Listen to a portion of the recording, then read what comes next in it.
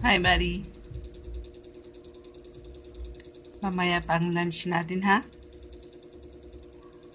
Ito yung pinangalanan ko ng buddy. Ilang years na siyang pabalik-balik dito.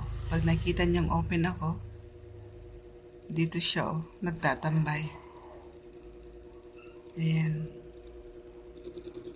Di ko alam kung saan ang bahay nila, pero okay na din na palagi siya rito. Pero pag nag-close ako sa hapon, hindi ko alam kung saan siya pumupunta. Ayan. Hi, buddy.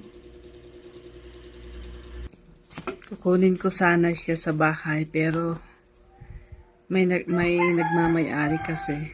Siguro, hindi siya tinatali, kaya everyday siyang pumupunta rito. Lalo na pag malapit ng lunch, andito siya. Kaya ayun, hinahatian ko siya sa baon ko. Sinisipon ako, kaya ganito ang boses ko. Ayan. Ilang years na siguro, magto 2 years na siyang friend ko. Tsaka napakarami na kasi kaming aso. Kaya ayun, baka kung iuwi ko siya, mag-away-away pa sila. And then yun nga, kilala ko naman ang may-ari. Kaya hindi ko siya pwedeng iuwi.